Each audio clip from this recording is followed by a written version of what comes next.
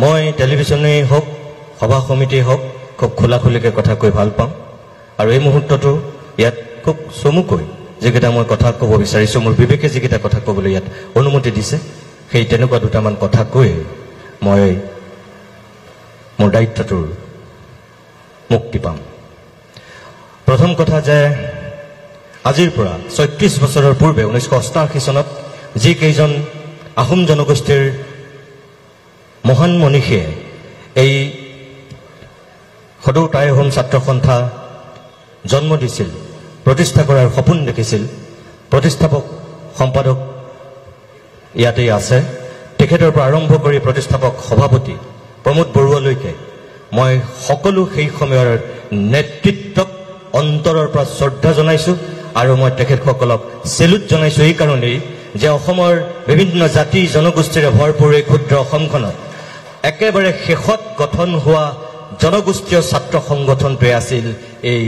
টাই আহোম ছাত্ৰ সন্থা তাৰ পূৰ্বে সকলোবিলাক ছাত্ৰ সংগঠন অসমৰ বুকুত আজি যিবিলাকৰ এটা সুকীয়া অস্তিত্ব আছে যাৰ আধিপত্য আছে সকলোবিলাক তেতিয়াই তেওঁলোকে গঠন কৰিছিল কি বড়ো ছাত্ৰ সন্থাৰ কথাই কওঁ কি আমি টিএমপিকেৰ কথাই কওঁ কি চাহ জনগোষ্ঠীৰ ছাত্ৰ সন্থাৰ কথাই কওঁ আনকি শৰণীয়া কছাৰী ছাত্ৰ সন্থালৈকে সকলোবিলাক ছাত্ৰ সন্থা তেতিয়া গঠন হৈছিল কিন্তু ৬০০ বছৰ ৰাজত্ব কৰা যেটো জনগোষ্ঠীৰ অসমীয়া সমাজ জীৱনত এটা সুকীয়া আধিপত্য আছে সেই জনগোষ্ঠীটোৰে এটা সুকীয়া ছাত্ৰ সংগঠন যে লাগে বা জন্ম দিয়াৰ প্ৰয়োজন তেতিয়ালৈকে হয়তো এই জনগোষ্ঠীটোৰ মানুহখিনিয়ে কিবা কাৰণত ভাবিও হয়তো গঠন কৰা নাছিল যাৰ কাৰণে ১৯৮৮ চনতহে এই আহোম জনগোষ্ঠীৰ ছাত্ৰ সংগঠনটোৰ তেওঁলোকে জন্ম দিছিল আৰু লক্ষ্যৰ উদ্দেশ্য কি আছিল এখন বৃহত্তৰ অসম চুকাফাই যেনেকৈ গঠন কৰিছিল এই মাত্ৰ পবিত্ৰ মাৰ্ঘেৰিটা ডাঙৰীয়া যিকেইটা কথা কৈ গৈছে যে চুকাফাত আৰম্ভ হৈ শেষ হয় লাচিতত মই তেখেতৰ লগত একমত মই এই কথাটো বহুতবাৰ আপোনালোকৰ বিভিন্ন সভা সমিতিত মই কৈছো এই শিৱসাগৰৰ বৰ্ডিং খেলপথাৰতো মই কৈছো ধেমাজিতো কৈছো তিনিচুকীয়াতো কৈছো ডিব্ৰুগড়তো কৈছো লখিমপুৰতো কৈছো গুৱাহাটীতো কৈছো বিভিন্ন মঞ্চত মই কৈছো আজিও মই বিশ্বাস কৰো এই যে ৬০০ বছৰ ৰাজত্ব কৰা এই জাতিটো আজিও অসমৰ সমাজ জীৱনত অকল যে সেই তেতিয়াই তেওঁলোকে আধিপত্য বিস্তাৰ কৰিছিল তেনেকুৱা নহয় মই বিশ্বাস কৰো যে আজিও অসমৰ সমাজ জীৱনত অসমৰ সাহিত্যৰ ক্ষেত্ৰত অসমৰ বৌদ্ধিক ক্ষেত্ৰত অসমৰ ৰাজনৈতিক ক্ষেত্ৰত অসমৰ ক্ৰীড়াৰ ক্ষেত্ৰত সকলোতে এই আহোম জনগোষ্ঠীৰ এটা সুকীয়া আধিপত্য অটুট আছে আমি যদি চাওঁ তেনেহলে দেখিম যে ৰাজনৈতিক ক্ষেত্ৰত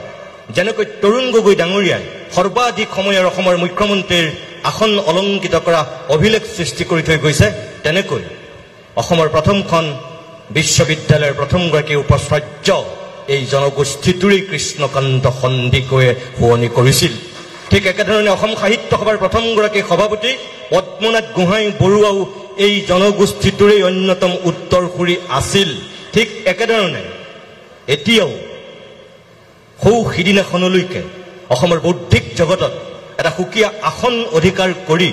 অসমৰ সংবাদ আৰু সাহিত্যৰ ক্ষেত্ৰখনক এটা সুকীয়া মাত্ৰা প্ৰদান কৰা মোৰ যিগৰাকী আদৰ্শ ব্যক্তি যাক মই দ্বিতীয় দেউতা বুলি গণ্য কৰোঁ হোমেন বৰগোহাঁই ছাৰ অসমত একমাত্ৰ ব্যক্তি যি ৫৪ বছৰ ধাৰাবাহিকভাৱে সংবাদ জগতৰ সম্পাদকৰ দায়িত্ব তেওঁ বহন কৰিছিল আৰু অসমৰ বৌদ্ধিক জগতৰ অন্যতম ভূতা তৰা হিচাপে উজলি আছিল কোনো অসমীয়া নাই ইমান দীঘলীয়া সময় ইমান কেইখন কাকত প্ৰতিষ্ঠা কৰি ইমান কেইখিনি সাহিত্য সাধনা কৰি অনেক নতুন সাহিত্যিক সৃষ্টি কৰিছিল তেওঁ সমান কোনো দ্বিতীয়জন সাহিত্যিক এতিয়ালৈকে ওলোৱা নাই যেনেকৈ পদ্মনাথ গোহাঁই বৰুৱা অনন্য ঠিক একেধৰণে হোমেন বৰগোহাঁইও আজিও সুকীয়া আসনত কোনোবাই ৰাজনৈতিক আদৰ্শত তেখেতৰ লগত পাৰ্থক্য হ'ব পাৰে মত পাৰ্থক্য থাকিব পাৰে মই ভাবো আজিও যে অসমখনৰ এজন অঘোষিত অভিভাৱকৰ দায়িত্ব পালন কৰি আছে সেইজন হৈছে ডক্টৰ হীৰেন গোহাঁই সেইজনো হৈছে এই আহোম জনগোষ্ঠীৰ অন্যতম এগৰাকী পণ্ডিত যিজন পণ্ডিতৰ অনবদ্য অৱদান তেওঁ ৰাজনৈতিক দৰ্শনটোৰ লগত পবিত্ৰ মাৰ্ঘেৰিটা ডাঙৰীয়া আছে যোগেন মোহন ডাঙৰীয়া আছে বা আন কোনোবা কংগ্ৰেছ ৰাইজৰ দল অসম জাতীয় পৰিষদ অগপ এনেকুৱা ৰাজনৈতিক নেতাবিলাকৰ মতাদৰ্শৰ পাৰ্থক্য থাকিব পাৰে কিন্তু যেটো বৌদ্ধিক আধিপত্য কেম্ব্ৰিজৰ পৰা ডক্টৰেট ডিগ্ৰী লোৱা এই মিল্টনক লৈ যিখিনি তেখেতে তেতিয়াই পেৰাডাইজ লজক লৈ তেওঁ যিখিনি চিন্তা আৰু চেতনা বিশ্বৰ অন্যতম চোকা সমালোচকৰ দৃষ্টিত তেতিয়াই হীৰেণ গোহাঁই উজলি উঠিছিল এজন অসমীয়া বুলি নহয় এজন ভাৰতীয় হিচাপে আৰু সেইজন হীৰেণ গোহাঁই দিল্লী বিশ্ববিদ্যালয়ৰ পৰা প্ৰথমজন অসমীয়া যি ইংৰাজীত ফাৰ্ষ্ট ক্লাছ ফাৰ্ষ্ট হৈছিল তাৰ আগলৈকে কোনো হোৱা নাছিল এজনো আপোনালোকৰ জনগোষ্ঠীৰ ঠিক একেধৰণে এতিয়াও মই যদি কওঁ কেন্দ্ৰীয় মন্ত্ৰীসভাত সৰ্বানন্দ সোণোৱালক বাদ দি এই পবিত্ৰ মাৰ্ঘেৰিটা যেনেকৈ আপোনালোকৰ আহোম জনগোষ্ঠীৰ তেনেকৈ কিন্তু বিৰোধী সংসদত কপাবৰ কাৰণে নৰেন্দ্ৰ মোদীৰ চকুত হৈ কথা ক'ব পৰাকৈ গৌৰৱ গগৈৰো আন এজন আপোনালোকৰ সুযোগ্য সন্তান আজি ঠিক একেধৰণে অসম বিধানসভাত যেনেকৈ তৰুণ গগৈ ৰেকৰ্ড কৰি থৈ গৈছিল আজিও 126জন বিধায়কৰ ভিতৰত হিমন্ত বিশ্ব শৰ্মাৰ চকুত হৈ কথা ক'ব পৰা সেই বিধায়কজন কিন্তু আপোনালোকৰ শিৱসাগৰৰে অখিল গগৈ ইমানবিলাক বিধায়ক থকাৰ পিছতো ঠিক একেধৰণে মই কম যে এতিয়াও ক্ৰীড়াৰ ক্ষেত্ৰত সাংস্কৃতিক ক্ষেত্ৰত সামাজিক ক্ষেত্ৰত অনন্য প্ৰতিভাৰ অধিকাৰী আছে এই আহোম জনগোষ্ঠীটোৰ অসমৰ বুকুৱেদি যেতিয়ালৈকে ব্ৰহ্মপুত্ৰৰ পানী বৈ থাকিব ভাৰতৰ ভূখণ্ডত এই অসম নামৰ জাতিটো যেতিয়ালৈকে জীয়াই থাকিব তেতিয়ালৈকে এটা নাম সোণালী আখৰে লিপিবদ্ধ হৈ থাকিব কি যে প্ৰথমগৰাকী অলিম্পিক বিজয়ী কোন লাভলীনা বৰগোহাঁই এগৰাকী উদীয়মান অসম সন্তান আজি দ্ৰুততম দৌৰবিদ হিচাপে ভাৰতৰ নক্ষত্ৰ হিচাপে উজলি উঠা আন এজন সুযোগ্য ভাৰতীয় সন্তান অসম সন্তান নহয় তেওঁ কোন আহোম জনগোষ্ঠীৰ অম্লান বৰগোহাঁই এনেকৈ এতিয়াও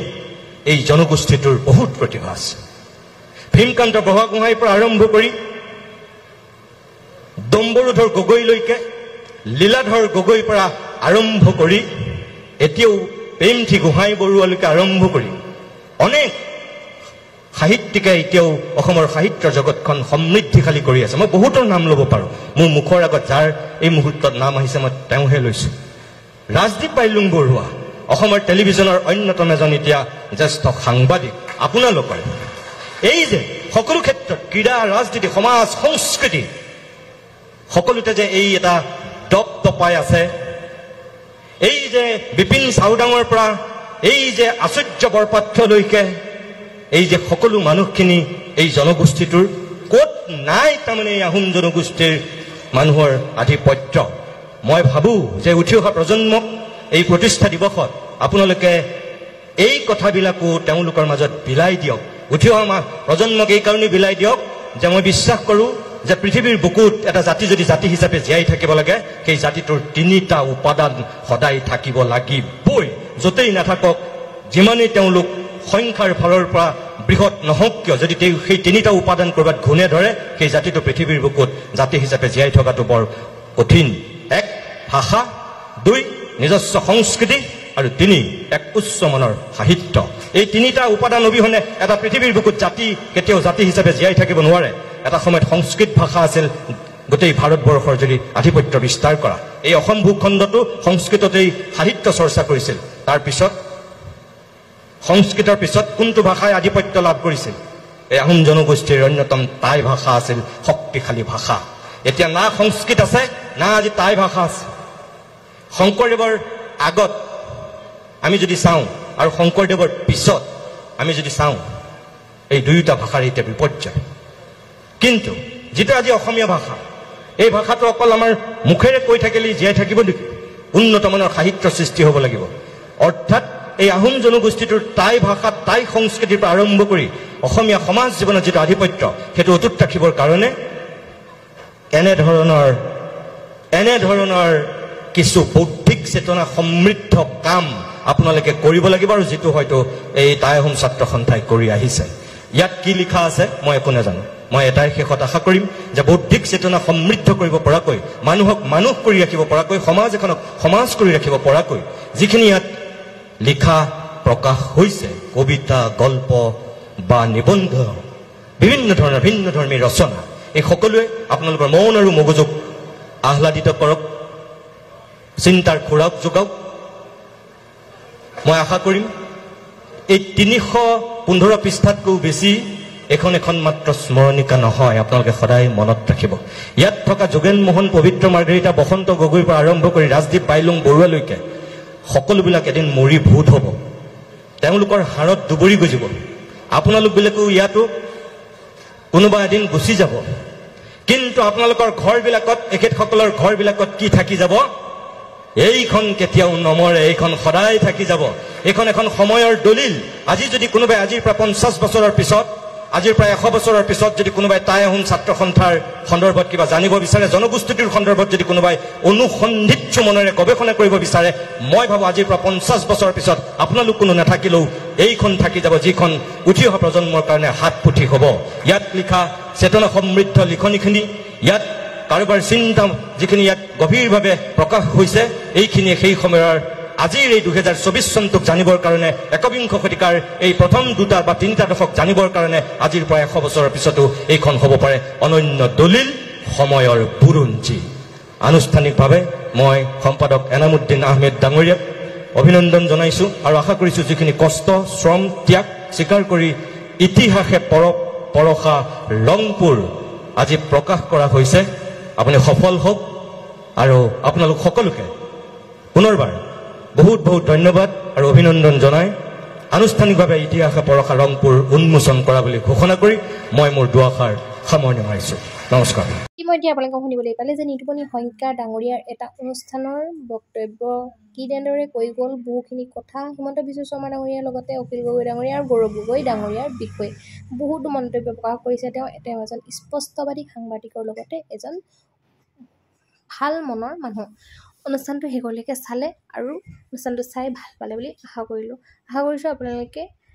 নিতুমণি শইকীয়াৰ সকলোখিনি কথা গুৰুত্বপূৰ্ণভাৱে ল'লে আৰু ধুনীয়া এটা কমেণ্ট কৰিব যদি অনুষ্ঠানটো চাই ভাল পালে।